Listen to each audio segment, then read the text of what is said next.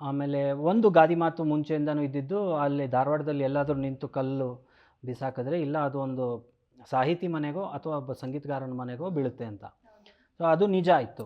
ನಾನು ಇಂಜಿನಿಯರಿಂಗ್ ಮಾಡುವಾಗ ನಾನು ಬಾಲ್ಯದಲ್ಲೂ ಅನೇಕ ವರ್ಷಗಳು ಪ್ರತಿ ವರ್ಷ 2-2 ತಿಂಗಳು ನಾವು ಧಾರವಾಡದಲ್ಲೇ ನಾನು ಸಮಯ ಕಳೀತಾ ಇದ್ದೆ. ಸೊ ಚಿಕ್ಕವನಿದ್ದಾಗ ಈ ಎಲ್ಲ ಮನ್ಸೂರ್ ಅವರಾಗಲಿ, ರಾಜ್ಗುರು ಅವರಾಗಲಿ ಅವ್ರ ಮನೆಯಲ್ಲಿ ಕೂತು ಅವ್ರು ರಿಯಾಜ್ ಮಾಡೋದನ್ನು ಕೇಳ್ತಾ ಇದ್ದೆ. ಸೊ ಆ ಧಾರವಾಡದಲ್ಲಿ ಅದೊಂದು ವಿಶೇಷತೆ ಇದೆ. ಹುಬ್ಬಳ್ಳಿಯಲ್ಲಿ ಏನಾಗಿದೆ ಅಂದರೆ ಈ ಒಂಥರ ಅದು ಒಂದು ಬಿಸ್ನೆಸ್ ಸೆಂಟರ್ ಇದ್ದಾಗೆ.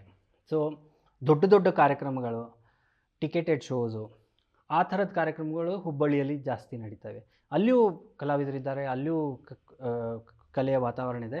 ಬಟ್ ಧಾರವಾಡದಲ್ಲಿ ಹೆಚ್ಚು ಒಂಥರ ಕಲ್ಚರಲಿ ಆ್ಯಕ್ಟಿವ್ ಇರುವಂಥ ಜನ, ನಾಟಕಕಾರರು,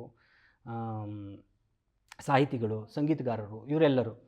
ಸೊ ಅಲ್ಲಿ ನಾನು ಇಂಜಿನಿಯರಿಂಗ್ ಮಾಡುವಾಗ ಎಸ್ಪೆಷಲಿ ನಮ್ಮ ಆಕಾಶವಾಣಿ ಅನ್ನೋದು ಒಂದು ಕಲಾವಿದರ ಒಂದು ಏನು ಅದು ಒಂದು ತಾಣ. ಸೊ ಅಲ್ಲಿ ಆ ಟೈಮ್ನಲ್ಲಿ ಧಾರವಾಡದ ಆಕಾಶವಾಣಿಯಲ್ಲಿ ನನಗೆ ಅವಾಗವಾಗ ಹೋಗೋ ಸಂದರ್ಭ ಬರ್ತಾಯಿತ್ತು. ಆಮೇಲೆ ನಾನು ವೆಂಕಟೇಶ್ ಗೋಡ್ಖಿಂಡಿ ಅವ್ರ ಮಗ ಆಗಿದ್ದರಿಂದ ನಮ್ಮ ತಂದೆ ಆಕಾಶವಾಣಿಯಲ್ಲೇ ಕೆಲಸ ಮಾಡ್ತಾಯಿದ್ರು. ಬಟ್ ಅಫ್ಕೋರ್ಸ್ ಆವಾಗ ಅವರು ಬೇರೆ ಮಂಗಳೂರಲ್ಲಿದ್ದರು. ಆದ್ರೂ ಸಾಹೇಬ್ರ ಮಗ ಬಂದಿದ್ದಾನೆ ಅಂದರೆ ಗೇಟಿಂದ ಹಿಡ್ಕೊಂಡು ಒಳಗಡೆವರೆಗೂ ಒಂಥರ ಎಲ್ಲ ಕಡೆನೂ ಏನು ಫ್ರೀ ಎಂಟ್ರಿ ಎಲ್ಲ ಕಡೆ ಇರೋದು. ಸೊ ಯಾರದೇ ರೆಕಾರ್ಡಿಂಗ್ ನಡೀತಾ ಇದ್ದರೆ ಹೋಗಿ ಕೂತ್ಕೊಂಡು ಕೇಳೋ ಒಂದು ಅವಕಾಶ ಇರ್ತಾಯಿತ್ತು. ಆಮೇಲೆ ಈ ಎಲ್ಲ ಅದ್ಭುತವಾದ ಕಲಾವಿದರ ಜೊತೆ ಇಂಟ್ರ್ಯಾಕ್ಷನ್ಸ್ ಇರ್ತಾಯಿತ್ತು. ಅವ್ರ ಜೊತೆ ಮಾತಾಡೋ ಒಂದು ಸೌಭಾಗ್ಯ ಇದು ಎಲ್ಲರಿಗೂ ಸಿಗಲ್ಲ. ಇದು you are not expose to so many different kinds of musicians.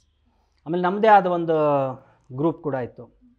So ನಾವೆಲ್ಲರೂ ಆವಾಗವಾಗ ಸೇರೋದು, ಮತ್ತು ಎಲ್ಲರೂ ಜೊತೆಗೆ ಸೇರಿಕೊಂಡು ಬೇರೆ ಹಳ್ಳಿಗಳಿಗೆ ಹೋಗಿ ಅಲ್ಲಿ ಕಾರ್ಯಕ್ರಮ ನೀಡೋದು.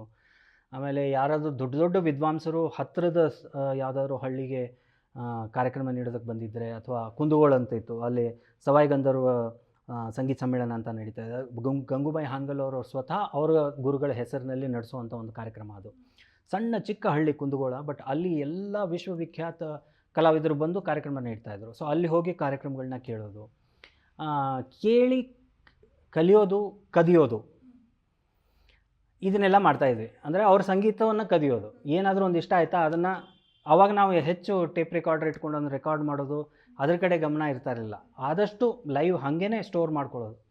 ಆಮೇಲೆ ಅದನ್ನು ಡಿಸ್ಕಸ್ ಮಾಡೋದು ನನ್ನ ಅಣ್ಣನ ಜೊತೆ ಅಥವಾ ಬೇರೆ ಕಲಾವಿದರ ಜೊತೆ. ನಿನ್ನೆ ಅವ್ರು ಹಿಂಗೆ ನುಡ್ಸಿದ್ರು, ಹಿಂಗೆ ಆಡಿದ್ರು, ನೋಡಿ ಹೆಂಗಿತ್ತು ಅಂತ ಅದನ್ನು ಕರಗತ ಮಾಡ್ಕೊಳ್ಳೋ ಒಂದು ಪ್ರಯತ್ನ ಮಾಡೋದು. ಹೀಗೆ ಧಾರವಾಡದಲ್ಲಿ ಆ 4 ವರ್ಷ ನನ್ನ ಜೀವನ ಇತ್ತು.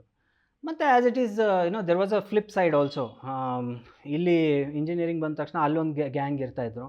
ನೀನು ನಿನ್ನೆ ಬರಲಿಲ್ಲ, ಇಂಥ ಇಂಪಾರ್ಟೆಂಟ್ ಏನೋ ಮಾಡಿದ್ರು ಅಂದ್ಕೊ, ನೀನೇ ಮಾಡ್ಬಿಟ್ಟು ಕೊಡು ಅಂದ್ಕೊ. ಅವರೆಲ್ಲ ಕೂತ್ಕೊಂಡು ನನಗೋಸ್ಕರ ಅವ್ರು ಗ್ಲಾಸ್ ಟ್ರೇಸಿಂಗ್ ಮಾಡಿ, ನನ್ನ ಪ್ರಾಜೆಕ್ಟ್ ವರ್ಕ್ ಎಲ್ಲ ಅವ್ರು ಕಂಪ್ಲೀಟ್ ಮಾಡಿ, ಆ ಥರನೂ ನಡೆಯೋದು.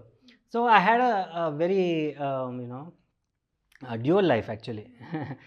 ಬಟ್ ನನಗೆ I was blessed.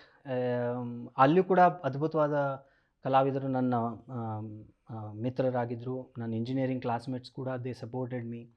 So it was fun.